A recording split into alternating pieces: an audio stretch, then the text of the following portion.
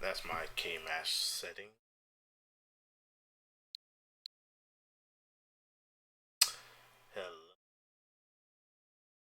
Hello, repeat folks. Still feeling slightly a bit tired. I don't know. My body kind of just still feels sleepy, even when it's not the day away, so I could be up at night. But I'm still feeling a bit out of it. But anyway, how are y'all doing? I did one a little earlier playing some Dragon Ball Fighter Z, and let me tell you, I went right back to my old tilted and salty way with Dragon Ball Fighter Z, and it's something I've been battling with for a while. But I think I can definitely not maybe pinpoint my reason, or let me not say pinpoint. I think I could sum up now what I think is my personal issue with Dragon Ball Fighter Z. The game's too fast. The game is too fast for me to appreciate and play in any competitive capacity. Yeah, the game is overwhelming. Is too fast, even with it being quote unquote simple, with only quarter circle commands, not that much mechanics to micromanage. Granted, there's a lot of characters and teams, and team games are definitely tricky and hard, but it doesn't feel as daunting as, let's say, Battle for the Grid, which I played for a small bit. But what drove me away from Battle for the Grid was just how it's definitely a more execution taxing game. Not heavy. It's just that you gotta do long combos for the most part. And I do immediately start getting disengaged because Battle for the Grid got combos that goes on just too long for my personal taste. And at the same time, you lose your character usually after one interaction. Dragon Ball Fighter Z actually don't have that much as a case. Usually, your character can usually last two touch, maybe three touches if the opponent isn't that on point with their combos and whatnot. But yeah, I at least still feel I got to play my character at least to some satisfying degree before I lose those characters. But Battle for the Grid's combo just go on too long. Easy execution combos are too long. And Dragon Ball Fighter Z, well, game is too fast and overwhelming with how fast it is and how many buttons you have to micromanage and whatnot.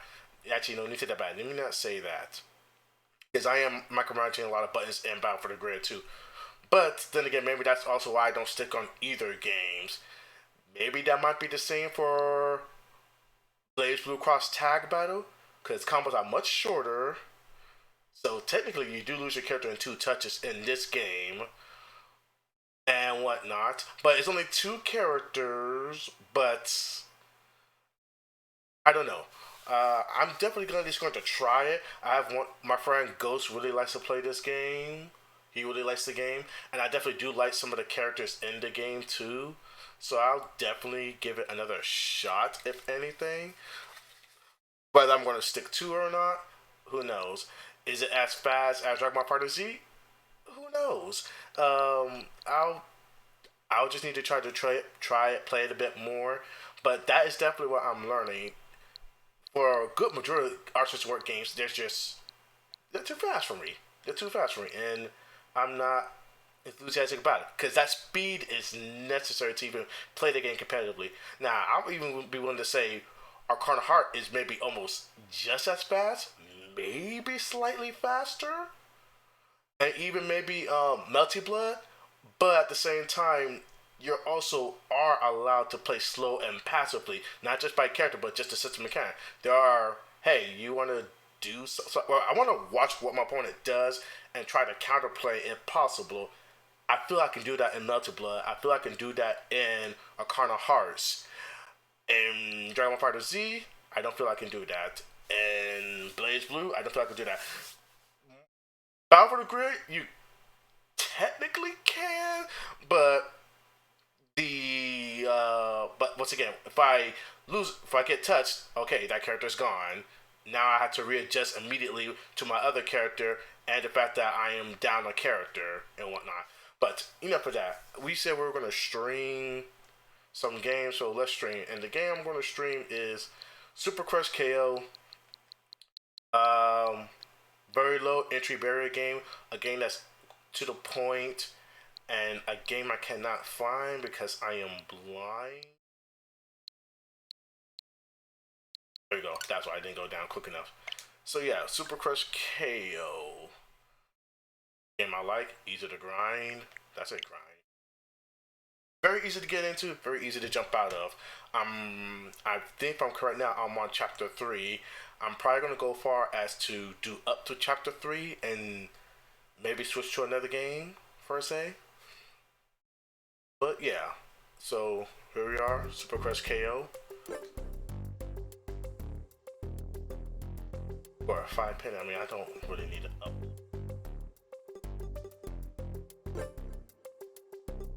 I'm not really happy with any of these scores. Oh, so I actually have some perfect combos. See, once I beat everything, I'm definitely gonna go back and readdress it. Oh, so the cities has names, so they call it chapters by city. So Shibuya. So is she in Japan? But is it her? What was it? Park. West Pine West. Oh, Little Shibuya. So it's probably just a maybe and province, I guess maybe. Alright, but yeah, let's get to it. So level 3, let's go. Yeah, thank you for joining me.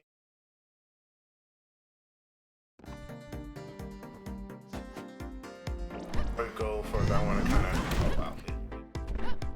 try to get familiar back with the control.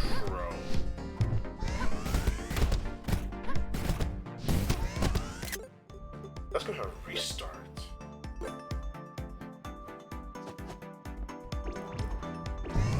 Oh.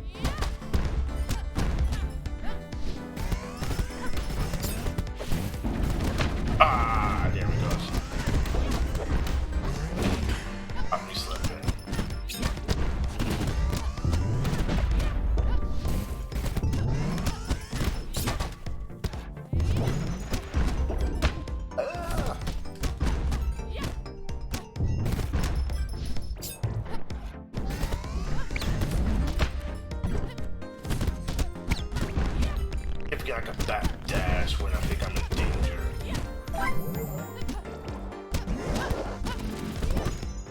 Oh, so I can't interrupt those attacks. Good to know.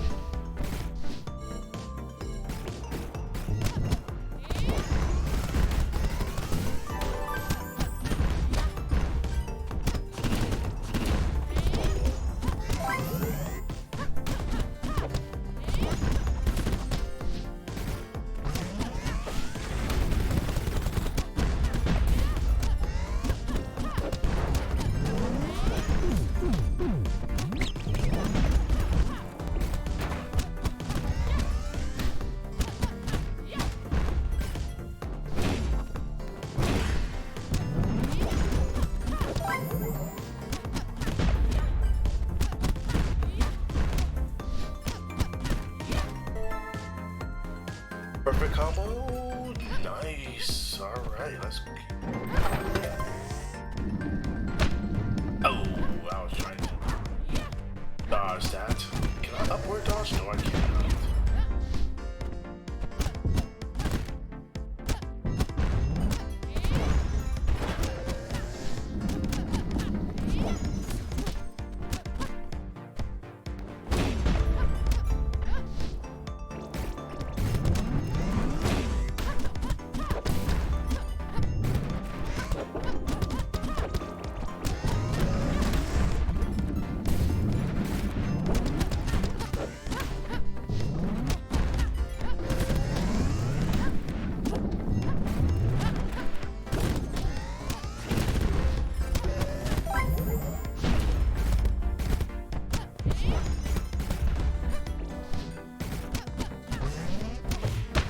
Ah, use up my dodge. That's what I get.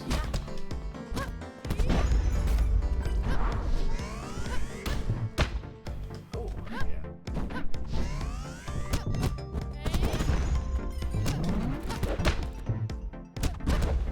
Ooh, I am messing up all over. Oh, and the combo.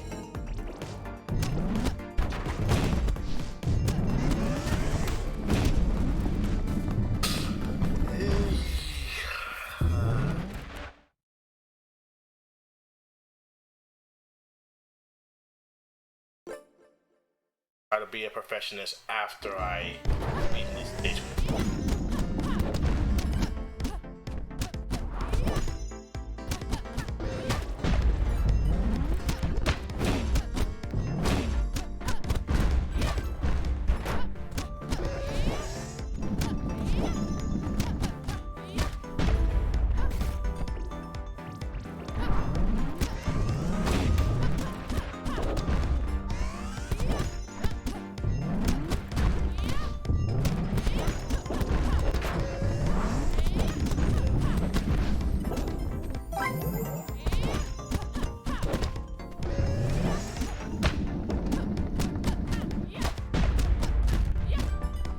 How far back I started? Do I want to go back?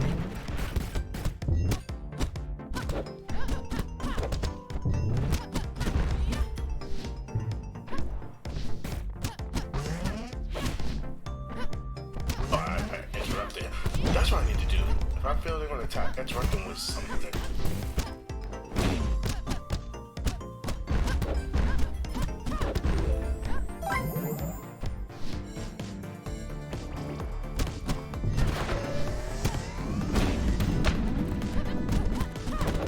Alright, learn enemy prioritization. If there's an enemy who can shoot me, prioritize taking them out.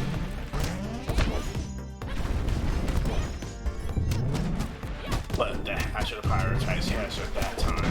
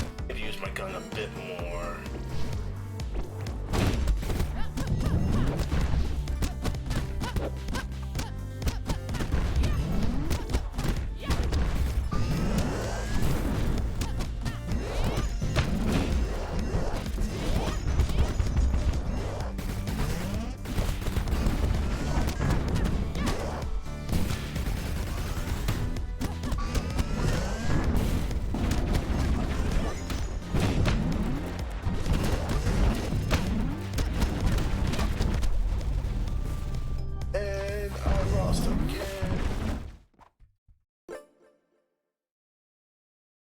I am not going to handle this score.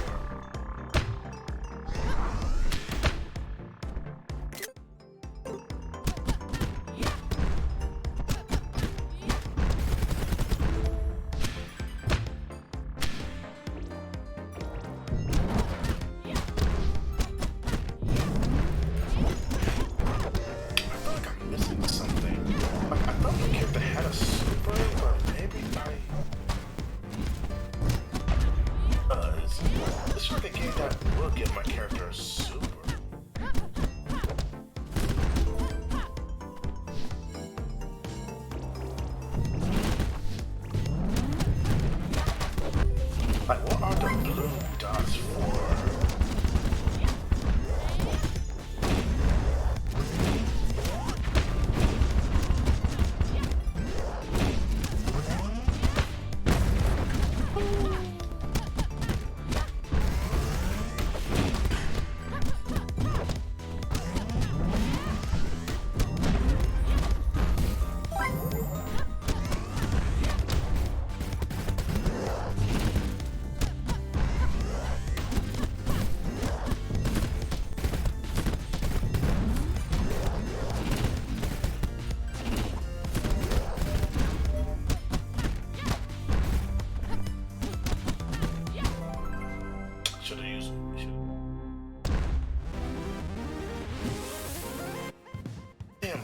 Step away for a second because I'm really feeling I have supers I'm not using.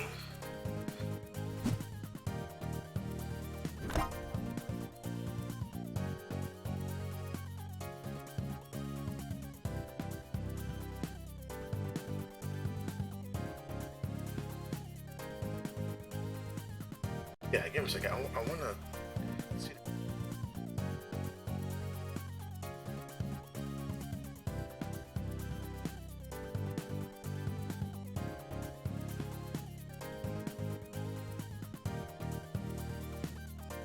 Super Crush KO.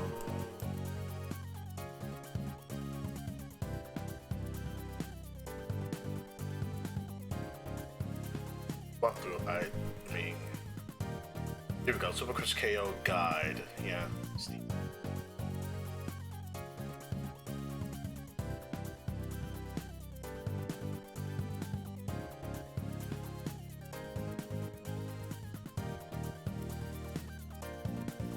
Oh, that's PS4 HUD input. I don't need PS4.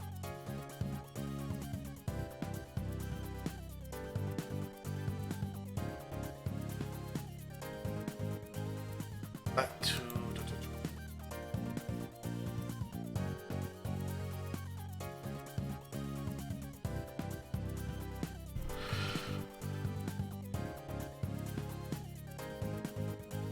%, guide. I'm not. No information to tell me about the game proper.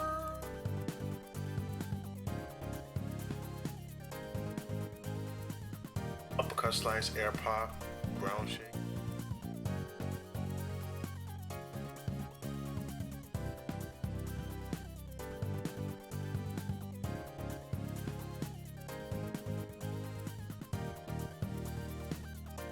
Sure, that's fine. Am I missing anything? No? Okay, maybe. Fine, I'll accept that. That is all that I have available then.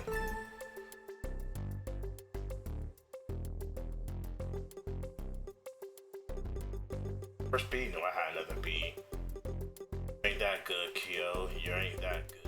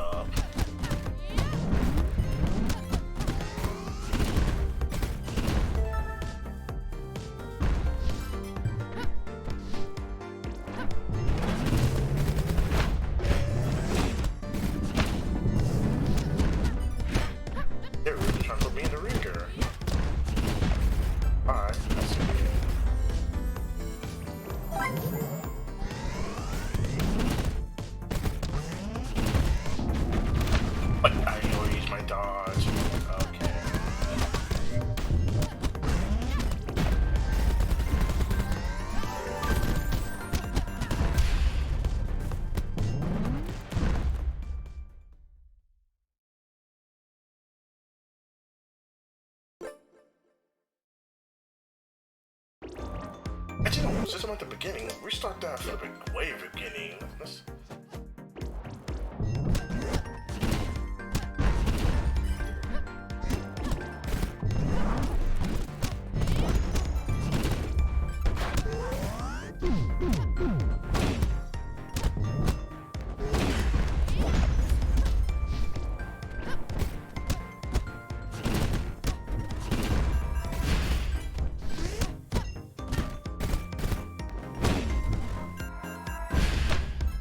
I was trying to dodge, no.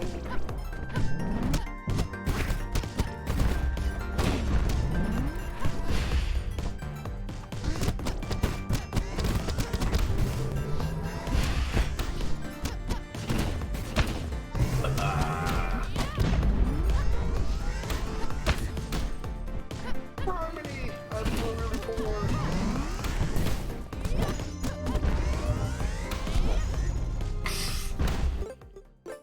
Okay. I'm messing up, but I will get this better.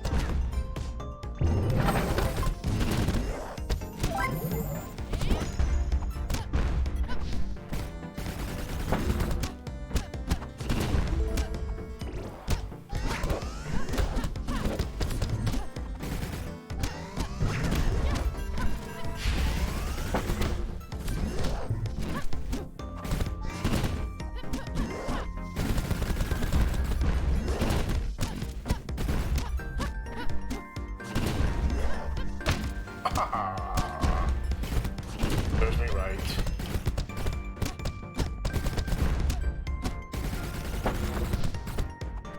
That's how you try to keep your combo meter from not being.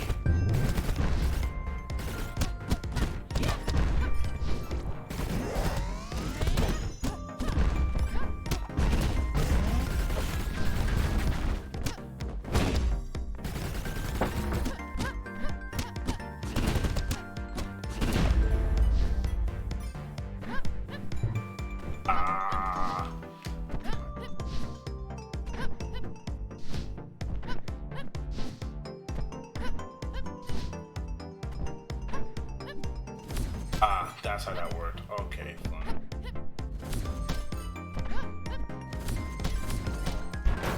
Oh, so much for my combo.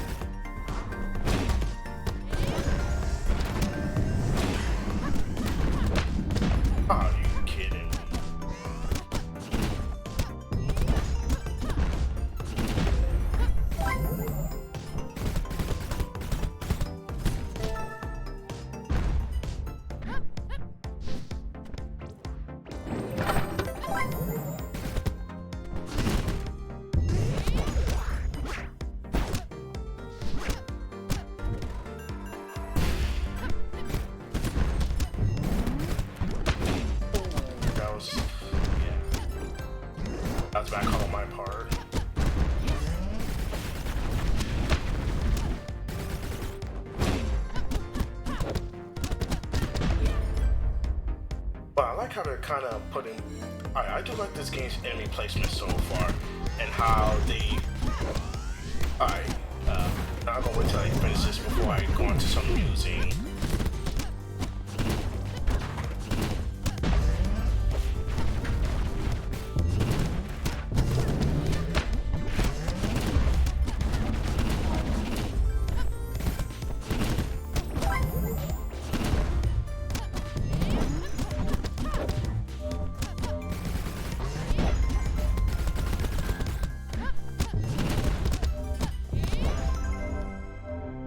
What's my score? What's my score?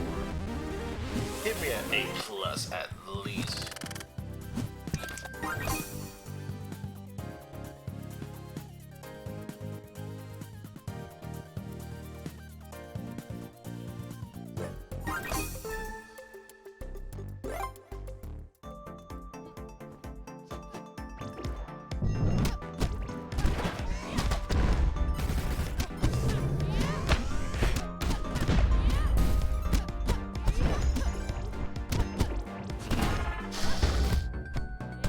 Guys are new.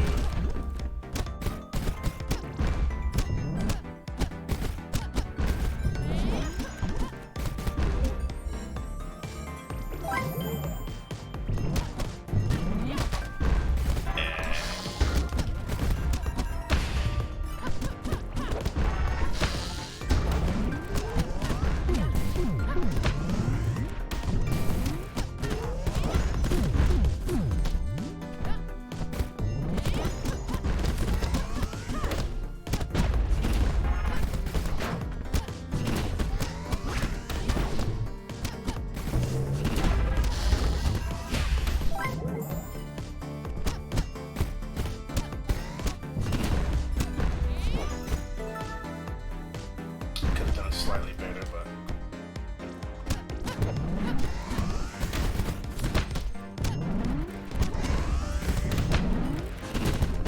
boy.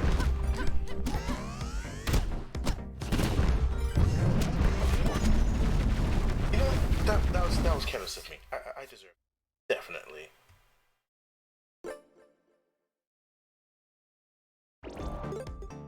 I continue to restart this. God damn.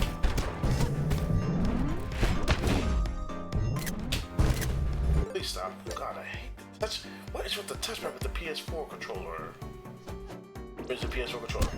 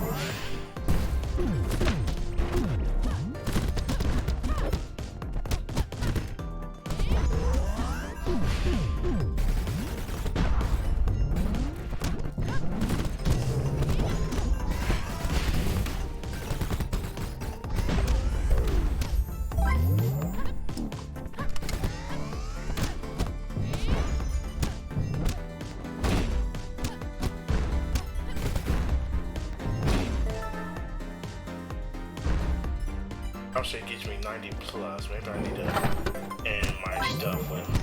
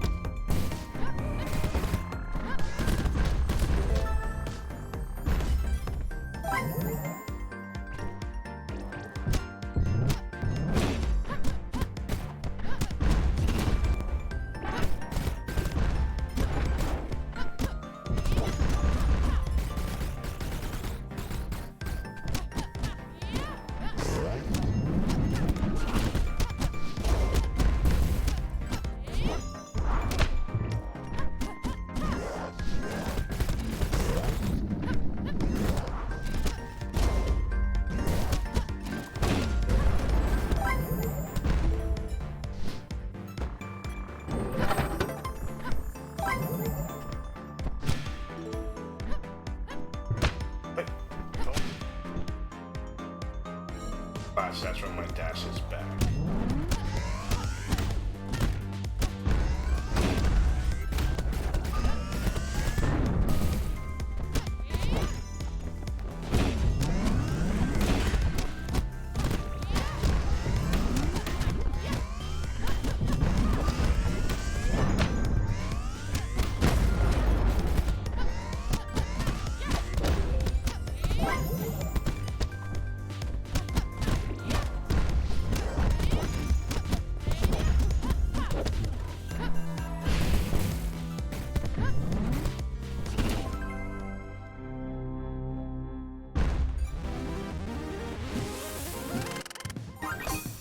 Plus.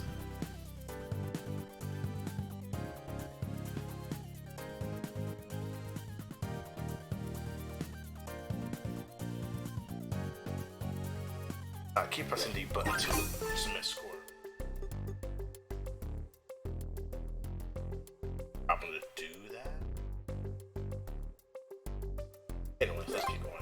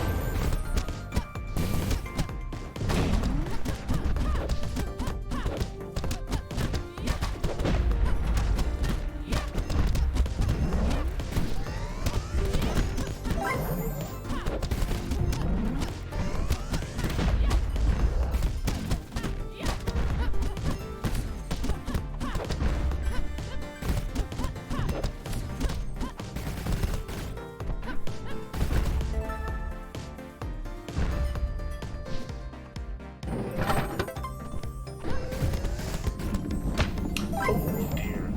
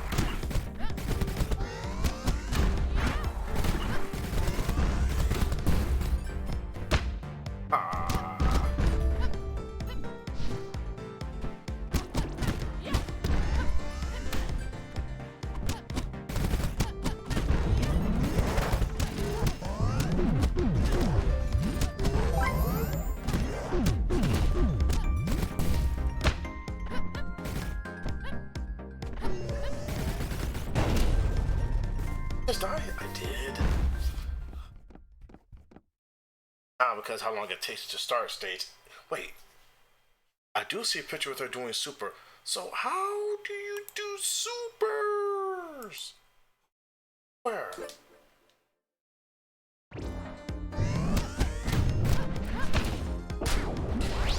So there's a super. See? Oh, why is this a tutorial? There we go. This is where I messed up. This is what I should have done. Don't be like me, people. Do not be like me. Punching, shooting, super being KO, ground shake.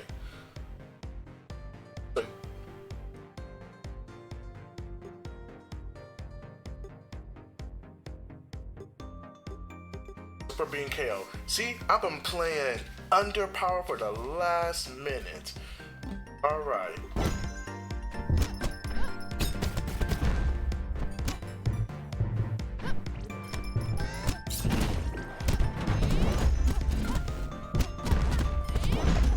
Note to self, man. How about I want to go back and just start from the beginning?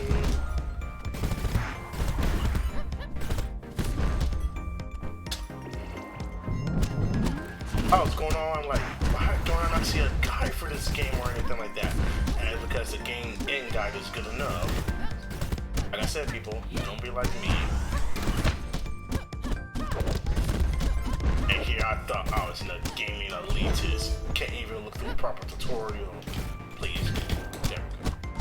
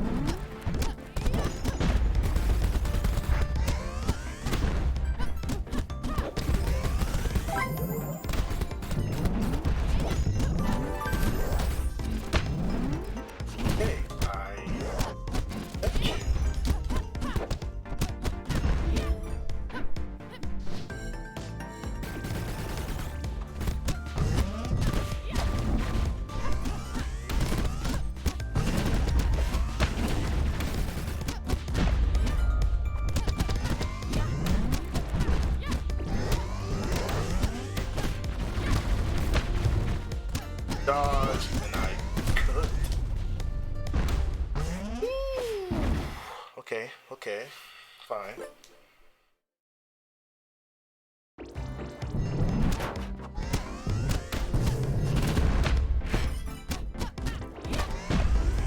Getting that doesn't.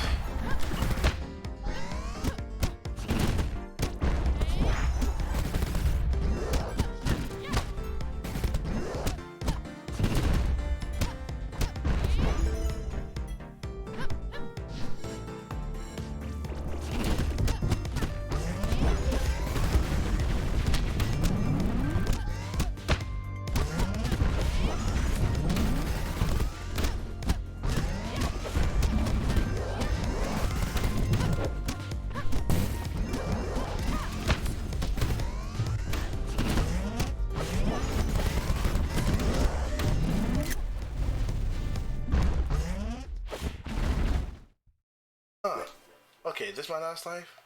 Probably is. Jiminy Cricket.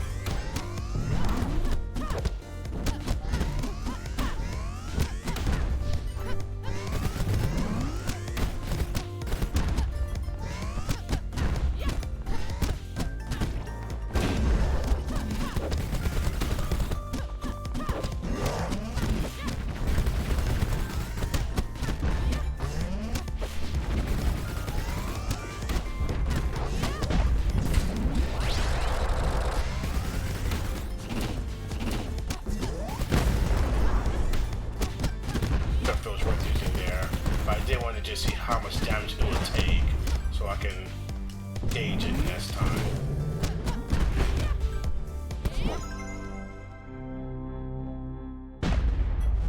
Ready? Let me crack my neck for a bit.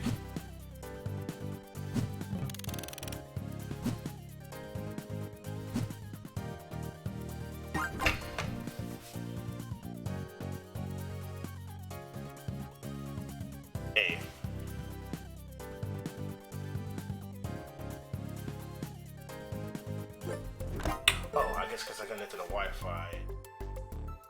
Man, I would really want to upload this score, but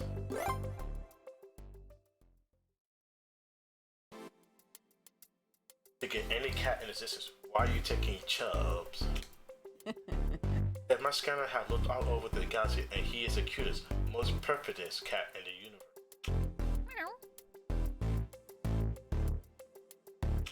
Huh? Asking the real questions, I see. You need a cat for. Dang, that's a good counter argument. I mean, I can't blame her. She's not wrong. Why do you need a cat? But then again, it is possession, or we can talk about animal rights, or who knows. Actually, I want to see this come back. No, I mean, I just want someone to hang out with, okay? That okay with you? Damn, go ahead and go off, queen. Expensive much. Hey man. I ain't gonna lie, yes. And could be an issue, but dang, I can't say I hate her energy. Time for you to get defensive. Woo, let's fucking go. I kind of read your first two robots. Stop distracting me. Mecha 3 will not destroy you. Let's fucking go. Feel it though. Come back. Hold on. Give me a second. I need to do quick.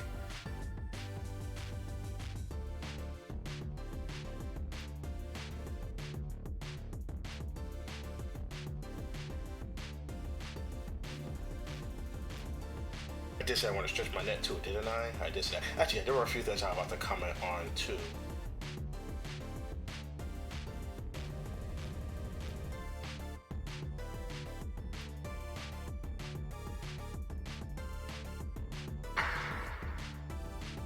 Power within me is growing stronger. I can feel it. Hope you're ready.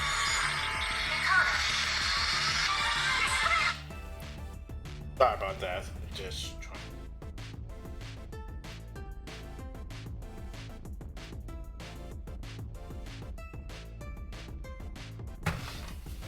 Right, so what I want to muse about now? Okay, yeah, so Super Cross Kill, like I said, it's a game that's a quick get in, get out game. The reason I really like this game, besides also the color aesthetic and whatnot, I like how basically this is a game where you have everything you need right from the get-go. There is no progression of, do I get stronger skills, stronger abilities? Now this game is, here are your mechanics, see how well you can use mechanics against our gauntlet of things and whatnot. And I like and appreciate that. It just gets straight to the point. And not only that, it's not just, hey, keep fighting waves of enemy. We're gonna throw more challenges by our enemy placement, by the hazards, maybe even like for starters, the hazard. There's the first hazard to introduce. It's a spikes that will pop up if you're walking next to it. The other hazard is actually, it's something more of a benefit, but could also be a hazard. Like there's a glowy blue platforms where if you jump off of it, it's going to skyrocket you in a certain area. So you can use that to your advantage, but they also place some hazards near or around it to make sure you're mindful to not just use it immediately. So you have to have thought behind what you do. And of course, there's still the challenge of, well, you're trying to keep a combo gauge up. So, like, if you want to just like beat this and play slow, you can do that. You won't get high rewards or score off of playing that way, but you can do that. Like, this is a game that doesn't make it hard for you to beat it if you want to just, beat it. But if you want to actually, get a high score and perform well, then yeah, it's going to ask a bit more out of you, which I like personally. I like games where it's more just, hey, did you learn the mechanics Did you understand how to do it? Use it. Like for starters, let's go ahead and look at the tutorial for a second. Alright, let's go. Alright, we got your punch and kick, punch just to regular attack your enemies, quick and fast. Usually you can, stop it in between or even cancel to other things. It gets the job done. This is just how you attack enemy quickly, especially smaller enemies, such as the dogs and the little centipedes with gun. I can use this to stun them. When it comes to bigger enemies, only really the final hit of the combo will stun them. So if I'm concerned about, being tapped by the enemy, then this is why you'll use your energy meter moves, such as your twister dodge, uppercut slice test, air pop, and ground shake. Now, you got 4 different versions. Now, why do we have 4 different versions? Twister drill. This is one that's basically designed to maneuver your character, and it can hit a lot of enemies at the same time. So it's both a mobility tool as well as, hey, I can hit many enemies, clustered together. Upper slice, basically another reposition move. Actually, we can almost say almost all these are reposition moves besides ground shake, but I'll get the ground shake later.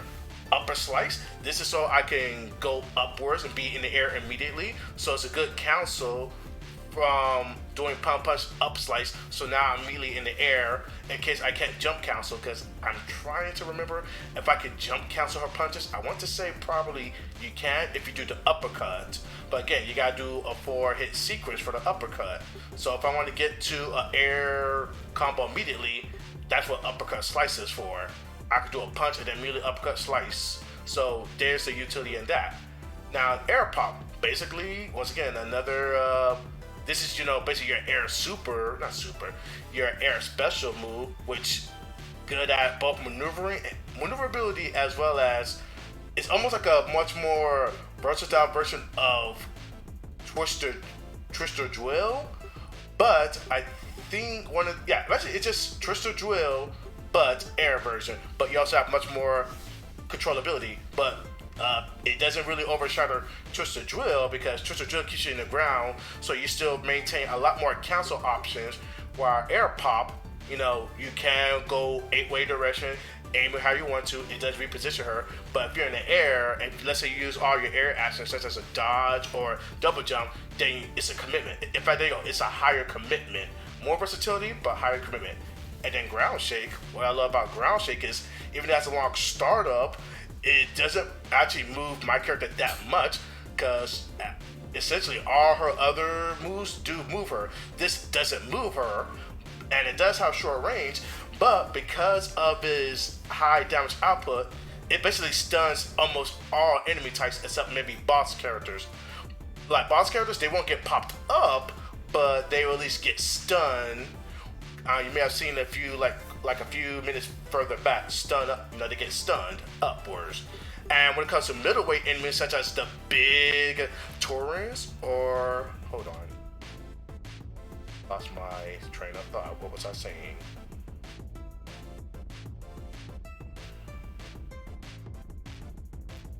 What was I saying? Dear Lord. Okay, so like the big enemy Taurens that you shoot multiple lasers, or the fire one, who's gonna give me a real hard time. These will normally actually launch them up, so it's very good to intercept them as well as set up a combo for them. And then there's Super Beam KO, which I'm just realizing, but this is a very good thing because it does seem immediate. I'm pretty sure my character is invulnerable throughout the whole process. Time freeze, not sure. And as you can see in the illustration, it hits a lot of enemies, and we did use it against a boss, and it did seem to stun the boss for a bit. And then not only that, this is also a separate resource. So let's say my energy meter is getting really low, and I'm concerned that I'm gonna, overheat it. Then Super Beam KO is my alternative to still keep a combo going, hit multiple enemies, and stun. Yeah, stun. And then, of course, there's the dodge. Now, this I can cancel almost out of anything from energy moves, jump, gun, and whatnot. In fact, let me go to the gun now. Now, here's what the gun is. The gun is the least damaging thing and also least commitment, but I can also usually freely move around with it. Oh, there's more. Oh, pages? Good shit.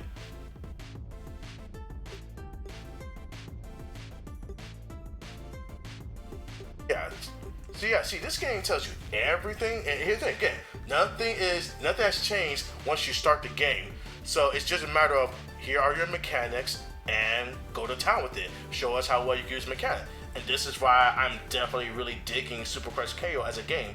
Now, that's not to say I hate games with any progression system, but I guess if I got a game with a progression system, then at least don't put me in a score attack environment where okay we have skills that you don't have outright from the beginning, but we still want you to perform well in the stage. And let's say you, all right, here's a good example. If anybody has played the game Spider-Man, the PS4 Spider-Man, one of my personal gripes that I hear about people who play the game is, all right, you get skill. It has a traditional progression system. The further you go along in the game's story, you get better suits and more skills. But there's also missions in the game that has a requirement to like, hey, in order to get let's say a B rank, an A rank, and an S rank, we want you to perform this well or this criteria in this stage or in this mission. And the problem with that game is because it has a progression system, they have criteria that's like, hey, we want you to, let's say, beat this fetch quest under 5 minutes. And basically, from what I understand, you can only S rank that mission until you get the your final suit, because some of your upgrades come in what Spider-Man suit you get. And until you beat the game and get the final suit, which apparently gives you the fastest travel time, you can't beat that mission. But here's the problem. You can still choose to do that mission before you get that Spider-Man suit, and before you beat that Spider-Man suit or beat the game. So you can be a person who's like, okay, I'm trying to beat this. I'm trying to get an edge rank on this mission. I'm doing, I think I learned all I can about the mechanics, but I can't beat this stage, or rather, I can't get the S rank, and that's because, you need to get that other suit. And I just don't want to be put in a position where I'm automatically going to fail at something. Well, let me say automatically fail. Let's say be incapable of beating something due to the fact, I'd be incapable of succeeding at something because I don't have the proper tools and tech for that. This is kind of why I don't even really play games like Monster Hunter, because that game pretty much is about have you prepped everything for the mission at hand, and I am not particularly fond of that type of game design in my single player games and whatnot. But enough of that, let's go ahead and get back into this.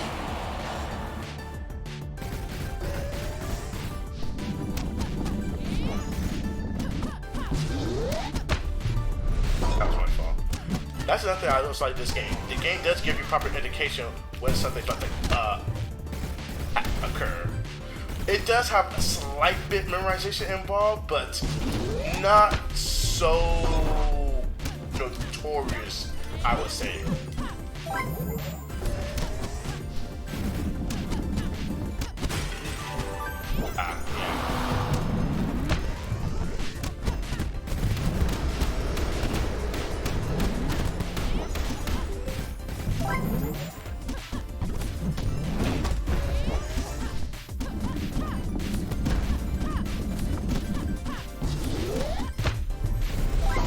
See, I don't think I had my dodge because I already used, but I don't know if I can dodge over top of the air.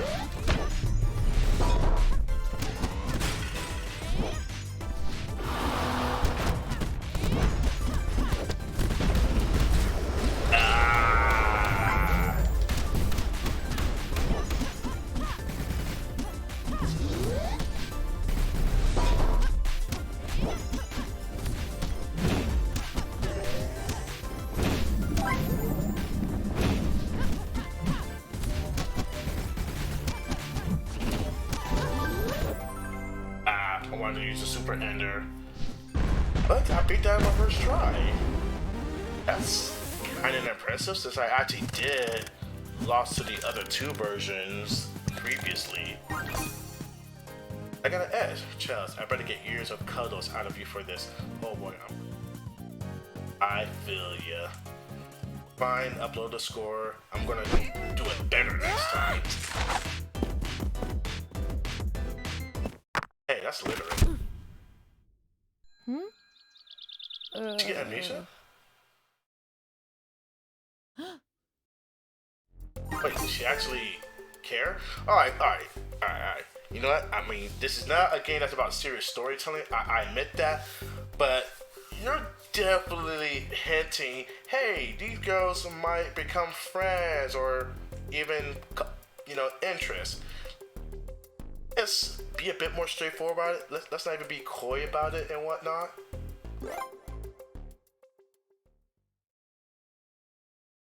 Oh wait.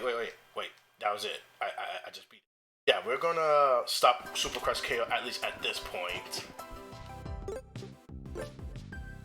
So yeah, that was Super Crush KO. You have your little bit of musing. So now what is the next thing I am going? That is the question. In fact, let's go back to some of the things I was talking about earlier.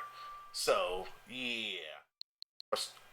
Alright, Stardust Galaxy Warriors. Now this actually is a game with a progression system, but it's more of a progression system where we give you tools that makes you fight and perform better, but even with your base tool sets, you can still beat it. I guess a case in point, good example would be, I would think, Ghouls and Goblins, the original Ghouls and Goblins, or even Gradius. Yeah, fine, Gradius. Like, you get power-ups in those games, but none of those stages, even the final boss, is not designed where you can't beat it without power-ups. Granted, they do throw a lot of power-ups at you to pick up, and it's on you to, pick them up and, fight well. Granted, Gradius does go a bit overboard on some of it. It's not designed perfectly balanced, but I'm still rather be in a game where it's very hard to beat something, but not impossible. But going back to that Spider-Man example I mentioned, it's impossible to beat. Sorry, let me not say impossible. It's near not impossible to beat that fetch quest mission under the S rank time limit, unless maybe you use some exploit or some sort to do that. I'm going to assume that.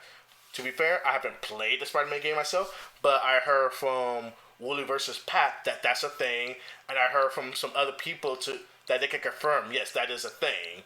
And it's not something I particularly like. Yeah, it's not a design thing I like. Slayer, on Slaying 2, which I think maybe I will play this.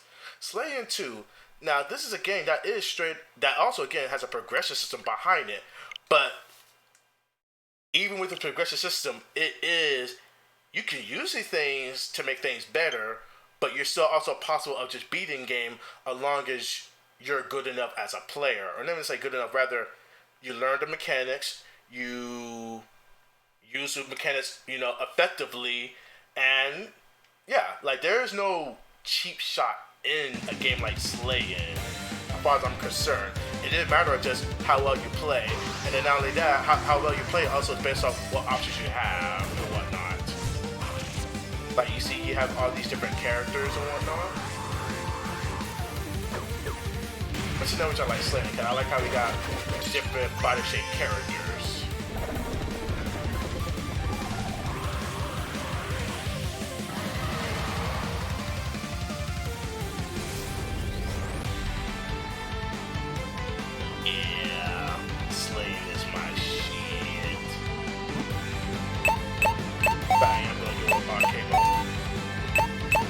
I can even say, wait, plane count. Oh, you can choose planes? Oh, well, yeah, definitely multiple planes, because I'm assuming that's what this game is designed around. Probably the only thing I can even criticize about Slaying, as you can see, I got a couple of question marks, because when you start the game, you only, in fact, you don't even really get arcade mode until you at least unlock one additional character or whatnot. But I sort of see what they were doing. They're trying to give you a tutorial mode without actually making you think you're doing tutorial mode. Because, let's back away for a second, can I?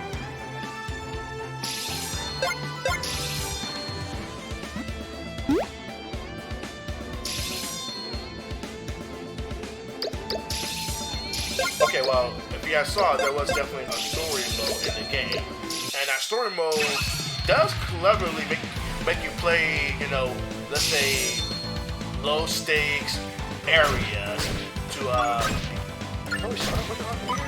Dang, it has been a while since I played this.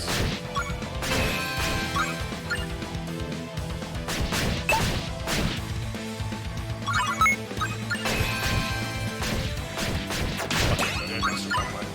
Where are my supers at? Oh, a bunch of supers. Let's go.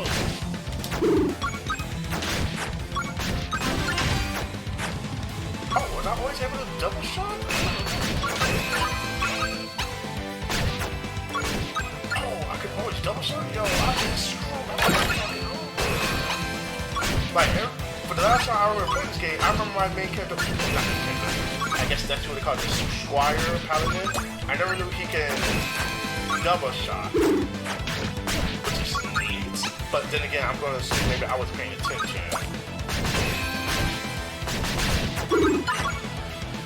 Whatnot. But yeah, like I said, in the tutorial mode, this game has a thing where, let's see, the story scenes you do is also teaching you about the game.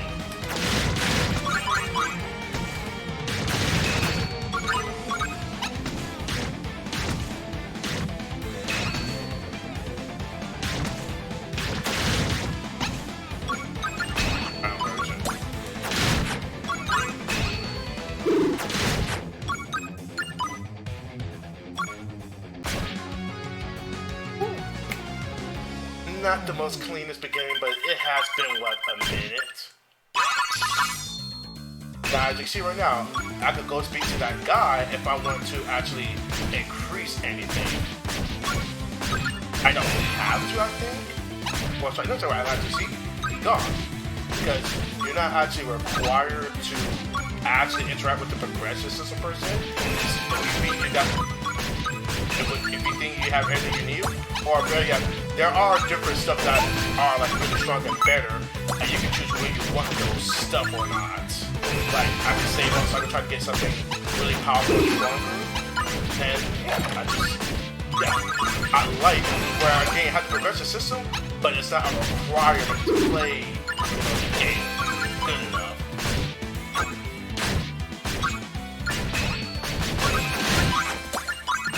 Okay, now I'm just wasting time.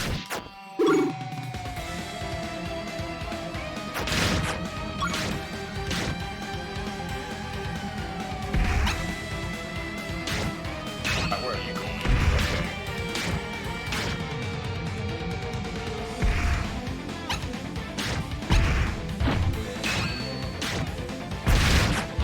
Oh, damn, look, it's really... Yo, let's go!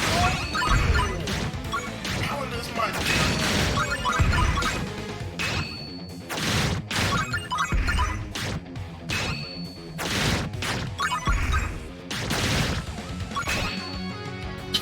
Freaking go. Yo, now that I know he got double slice, yo, Paladin's looking like he might. Alright, you know what, let me just interact with him just for a second. See, as you can see, I can restore a small amount of health, reduce poison timing, slow combo timer by 20%, so you take 10 hits and whatnot. Like, look at all these progressions I can get, things that makes my character perform better. So press heroic slash for heroic color. So I could have, so the game always told me I just didn't read it properly. Now, going back to Super Crush KO, I love how Super Crush KO also gives you an illustration so you can see it, see what it does and whatnot.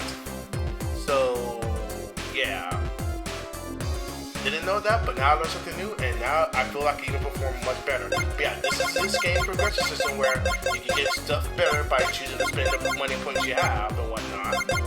But one of the reasons I also like keeping a lot of your money, because the more money you do have, the better it does increase your score by the end, not end, but per stage and whatnot. And I think I'm pretty good like that. So, because if I could, I'll get something like this.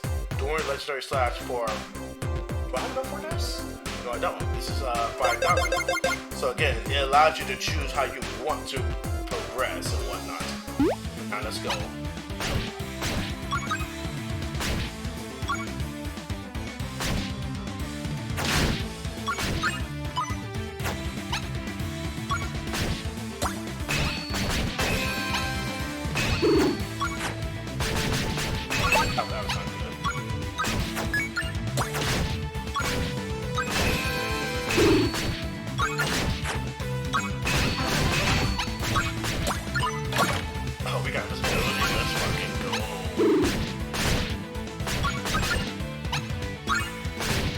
Another thing I like about this game is you also kind of know when something's coming. Like you see how it says next, not next for level, but I do like that too. I like how you do know when something's going to occur.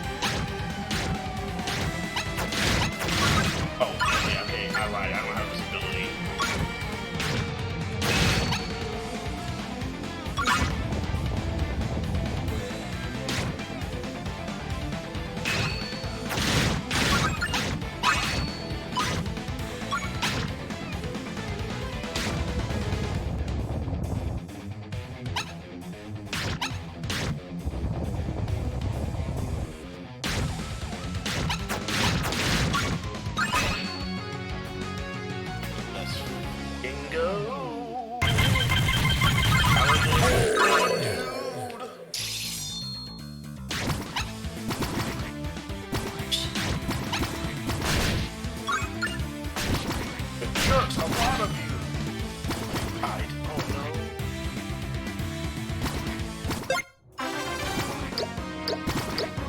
I got to the third stage.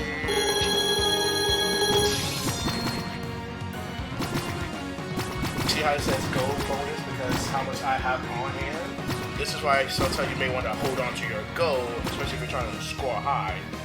Like if you just go immediately just buy these stuff. Sorry. You could choose to go immediately buy a better equipment or health and everything, but then again that's gonna lower your score. And it's funny, I've done arcade mode at least a few times now, and now it's already saying I have a new best that's a slaying combo. Yeah. Well, since I'm at the menu, so now let's go ahead and go to story mode. So like see how you got like alright, see the prologue? The prologue is still a mission that you can still play and grind out, but it also is a good place to teach you. And then when you get to a town, like after the second stage in the town, there's a little fairy that tells you even more about the game's mechanic while still espousing about the lore of the game and whatnot. And yeah, I think the story mode while also being, I guess, a campaign in its own right, this also is a clever way just to clever way to use the game story mode as a way to teach the game and whatnot. So I'm kind of fine with that. I usually hate when the game asks me to play a bit before things are unlocked. Thankfully, slaying, like if you just start immediately going in and start playing, you should be able to unlock the arcade mode almost within the first definitely at least within the first hour. I don't think a game should ever really force you to do that, but it is possible. Because if I really did hate that, then I would have hated another game, like this game, for example.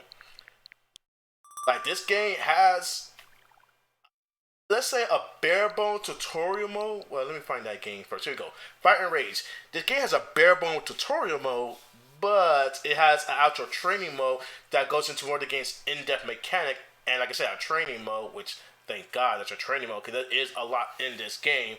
But you have to unlock the training mode, which I was not a fan of the first time through, because like I really want to, learn and understand this game so I can, grind it out properly and then prepare for a good proper run. Basically, this is a game forcing me to do a prep time just to, engage in the game in a more meaningful way. Wow, that's something that Monster Hunter does, but like I said, I hate games that forces me to prep just to start playing a game. I have no fun with the prep. Sorry. Alright, granted, as someone who does actually want to, train and make sure I perform well, I like to train and perform when it's my own choosing and it's my own agency, not when the game forces me to do it. Like, yeah, I'm not fan when the game forces me to have to interact and train with the game. Yeah, eventually I like it when it's my own choice. Like Naughty Blood or these other games, I got training mode outright, so I could go and train when I choose to want to. And I do that initially. But these games, how they want to do training is, well, we're going to force it upon you first, and then we give you the agency to train how you want to train. And I feel my agency is taken away when games like that do that. Or, again, Monster Hunter, let me say train, prep. Let me correct. Training and prep work are different. Training is trying to hone in something it's trying to hone a skill set, a concept, a strategy, and whatnot. Prep work is more of basically preparing for a task to do, and I can't find the best word to describe it. But Monster Hunter Rise, this game is all about the prep work. Or how about this? Making sure you have prep work. You can only prep if you have the necessary items and ingredient. For starters, I can't prep a cake unless I have an egg. I mean, you could try to make another pastry in that regards without, let's say, an egg, the proper ingredients, but it'll be a challenge to do so. But if I'm trying to follow a recipe to make, it requires the egg, sugar, flour, and whatever other things it has on top of that. What I don't like about games like, let's say, Monster Hunter Rise and that Spider-Man game, there is, hey, or better yet, again, let me stick with Monster Hunter, not use Spider-Man, because Spider-Man, you can still technically beat the first, you can beat the first, you can beat the first requirement of that mission when you first unlock it. You just can't S rank it. Like, you can get maybe a C rank just to complete it for completion's sakes, but if you actually want to perform well to get an S rank, you need the proper prep work. In other words, I need to have the proper equipment to do the task. And that's the same thing with Monster Hunter. Monster Hunter is going to give me tasks to go fight this monster, go collect this thing. The problem is, you're able to go and partake in these missions, but not actually be prepared to do it. And not because of your current skill set, but because you don't have the proper items. And these are games. And I feel like, okay, well, if I don't have the proper equipment to handle the task, why are you allowing me to even tackle the quest in the first place if I don't? But apparently that is the prep. That is the fun of Monster Hunter. It's about prepping you to do something. And in a miniature sense, this is what Fight and Rage and what Slaying did. Like, again, I had the arcade mode, but I wasn't allowed to have the arcade mode because they wanted to prepare me to tackle that by first, hey, go through this tutorial that's going to teach you the mechanics. And before you even can tackle arcade mode, which will then enable the co-op function, you need to at least unlock a secondary character and whatnot. Now, that is prep work. Now, it was tolerable just because, if anything, it doesn't take me that long just to get there. But games like Monster Hunter, the prep work is much more demanding and much more time consuming, and there's very little what you can do to speedline the process besides, or optimize the process besides, okay, I need to get this enemy tail to get this next better sword. Okay, when I fight the enemy, I need to always try to aim for the tail to get his tail to come out. But one, the process is also very long because you have to first usually kill the enemy before you can carve the enemy. And if you're not, let's say, even quite equipped to handle the task, then that's a longer endeavor for that. Because you first need to prep for that mission, and then prepping for that mission takes time. And then once you in that mission, it's a long endeavor just to kill the enemy, because Monster Hunter Rise is essentially a boss rush and whatnot. And then not only that, after even when you kill an enemy, or rather beat the monster, the ingredient you want, it's not going to reward you that ingredient. It is an RNG system where it is going to randomize, hey, you may get it this time, you may not get it this time. And also, you're going to need multiple of these before you realize it happen. And that's asking too much out of my personal time and prep work for me to appreciate a game of that caliber and whatnot. I am not a fan of it. Now, Grim Valor, this is a game that actually has a progression system. It has a leveling progression system and whatnot. However, by the one, here's how it manages to keep me engaged. And I'm actually going to go ahead and load it up just for this sake. One, it has an engaging atmosphere. Like, one, it doesn't waste my time because you do start playing the game immediately. Not only that, it does a good job of, if anything, distracting me from the mundane. Because you will do mundane things in the game for the most part. But it does a good job of distracting me from, let's say, the mundane of, let's say, going through the tutorial, the mundaneness of exploring. But then not only that, the game also doesn't really act cryptic with me and how it wants me to play the game. Okay, I'm still in Act 1, Monastery Interest. Last played 8 months ago. Damn. Hold on, new game options, credits. So I'm still in Act 1, okay. I'm level 10, I wasn't higher than that? Alright, fine, level 10. Alright, you can see this map right here. One thing I do like, this is supposed to be apparently a Metroidvania game, but it's very light. And one of the reasons I do like about it is it does essentially inform me about things. Like, the game is not being cryptic on informing me how the game operates. It tells me everything outright from the get-go. While a lot of Castlevania-like games, they're more like, well, we want you to discover the game. And how do they want you to discover stuff? Well, we tell you little to nothing and just let intrigue do the work. Which, unless you're invested in the lore personally, or unless you really want to get immersed, it doesn't do a good job of keeping me engaged. Thankfully, let's say Grim Valor managed to keep me on board by telling me its story tidbits really quickly, but then giving me full control, giving me engaging mechanics to enjoy the game. Like, I have been progressing, but the progression system is kind of almost subtle. It's like, okay, we make sure your damage is higher. We make sure you take less damage. I don't unlock abilities. I just make my abilities better. So, and that's something I'm more or less, I can digest that easily. Oh, instead of having, let's say, 4 frames of durability on my dash, now I got 6 frames of invulnerability on my dash. That doesn't require me to think that much more about what I'm getting. And I'm not trying to say that I want my game to button mash, because no, I do like being challenged, but the progression system is also not asking me to think, it's not asking me to do anything different from what I already was. It's rather, okay, we made something better that you already was doing and whatnot. So, okay, in fact, does this show me? Can I? Alright, how about this? You see how this map is? Alright, abandoned vestibule. There's a fast travel, so it lets me know, hey, there's a fast travel here. And not only that, it says loot piles found. There's apparently 2 of them, and I already found 1 of them.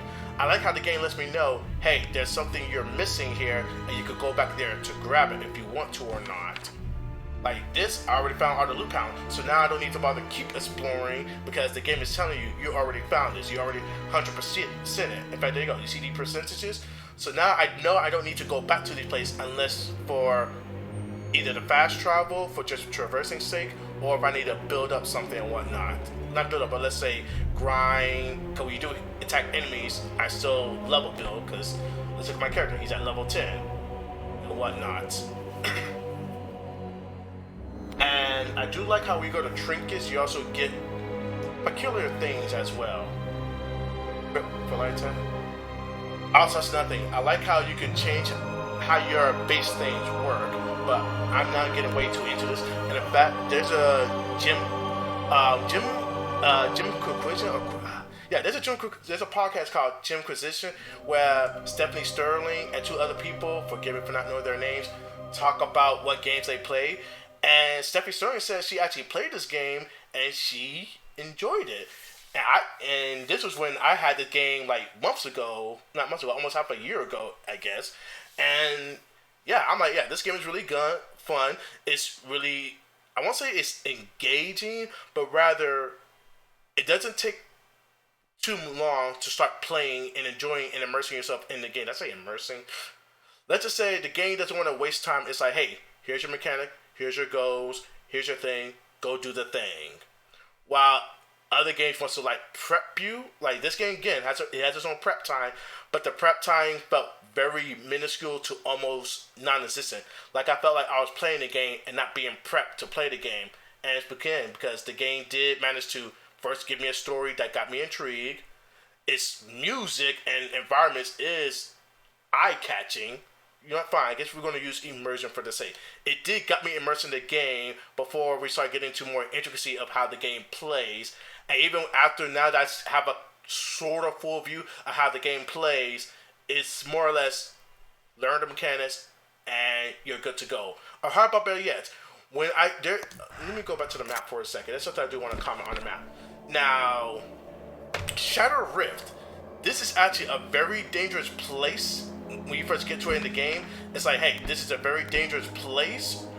We really don't recommend you being in here, but if you want to, you can, still explore it. Like the game actually tells you, hey, this is really dangerous.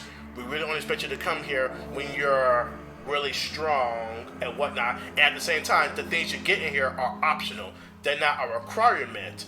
But I still chose to explore it because I liked the challenge. I wanted to see how far I can go. It challenged me to use the mechanics very well, to fight the enemies very well, and I did got stronger and better rewards in the process. But the game also told me, hey, this is really not meant for the faint of heart.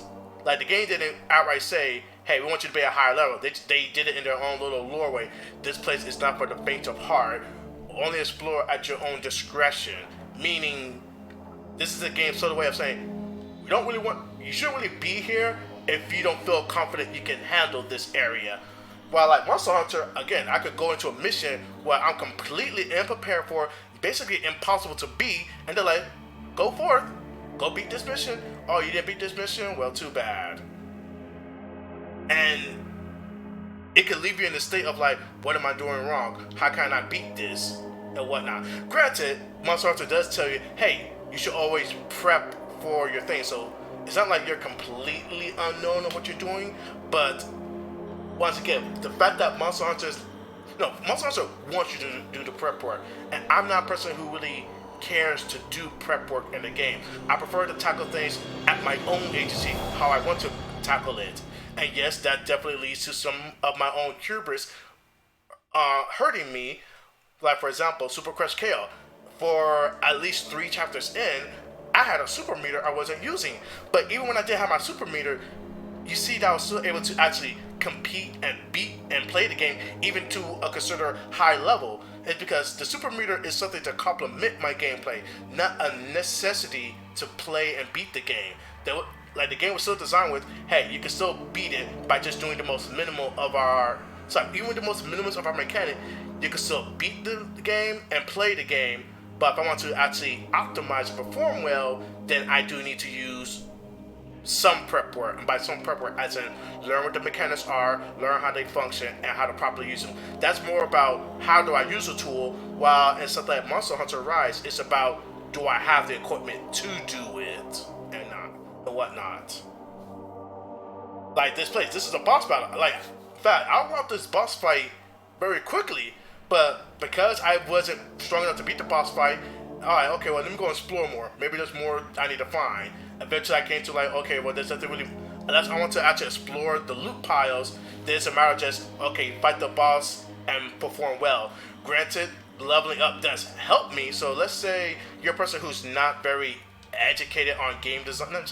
Let's say you're not very good at playing live, I want to say live action. Let's say real-time action games. If you're not that good, you can still compensate for your poor. Sorry, you can still compensate for. Well, you can compensate for not mechanical dexterity. You can make for it by just grinding and getting higher levels and whatnot. And thankfully, in this game, it doesn't take that long to grind to get higher levels. Granted, you can also play really well and make your level grind go much higher. And in fact, there is a store shop where I can use, like, you see the little black aura to the top right and that other thing? This is stuff I can use to actually go to a shop and buy items. Let's see if the map shows it up.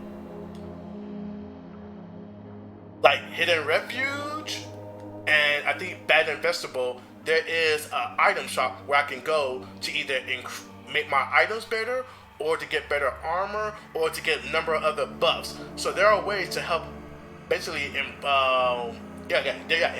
has another progression system. You could do progression by leveling yourself up for a higher number stats. So you could probably not let's say, what's the word? There was a word that you can brute force. You can use your number to brute force through some of your challenges, or you can use some items to mitigate some of the, let's say, mitigate health you take, mitigate how much enemies you're fighting, mitigate recovery time, or a couple of other things. Like, the game still gives you some form of agency of how you want to approach things. But I also feel that it's not a necessity also to do those things. Like, don't feel forced to engage with it. Or if there are scenarios where I am forced to engage with something, the game does kind of tell you outright, hey, maybe you want to do this and that before you try to engage with this thing and whatnot. And yeah, that's kind of how I feel. Like, this is why I take to certain games and don't take to other games.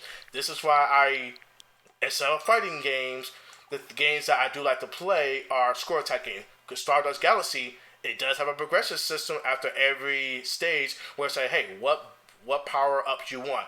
It's sort of roguelike because some of the power ups you get are randomized, But the game's also designed well. Well, you're still able to beat the game even if you choose to not get any power ups, because you do have the option to not use a power up. Because I do think if you choose to not use a power up, you get a multiplier in scores and whatnot. I need to try this game, Mononoke Slashdown, because it looks like it's also a score attack game of its own right, and whatnot. I think that could also even be said for Stay Cool Kobayashi. This feels like a campaign game that's about score attacking because it does emphasis on score. The controls are a bit tricky to get used to, but I don't regret the game. Cold Shifter wasn't really quite fond of it. But Fighting Rage, score attack game. War Tech Fighters, haven't played enough to know better. Ghouls and Goblins, gotta admit, I am more a fan of this series more than I am a fan of how to say its game design, because it does do some questionable game design. Resurrection does seem to do a lot better with the minimal time I do have. Like for starters, I guess one thing I do like about Ghouls and Goblins. Well, actually, no, here's what I actually don't like. There is a legendary and a hard. So there's like a legendary mode that's like for the die-hard fans, or not die-hard, but rather masochists.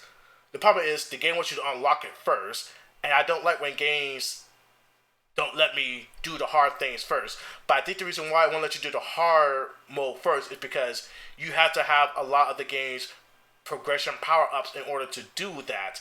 So, you know what? That is the best case scenario of doing something what Monster Hunter Rise said with the prep time. They be like this again in Monster Hunter Rise. You can do missions that's basically impossible for you to beat if you don't have the right equipment. Ghouls and Goblins make sure to be like, no, we don't let you do this thing until you actually have the right equipment to do it. And even though I am not a fan of games not designing itself around the idea that your best base toolset should be enough to, at least play the game, technically that's true if I do the easy mode, normal mode, and the hard mode. Oh, if I want the legendary hard mode, nah, you need to unlock some things first. Which, fine. Don't love it, but it is a reasonable ask of its players. And now, what time are we at on this stream? I think I went on long enough. We're almost at the 2-hour mark. So let's go ahead and call this a night. I hope I didn't wake my family. Anyways, hey, it's 5:45 a.m. Y'all have a great day.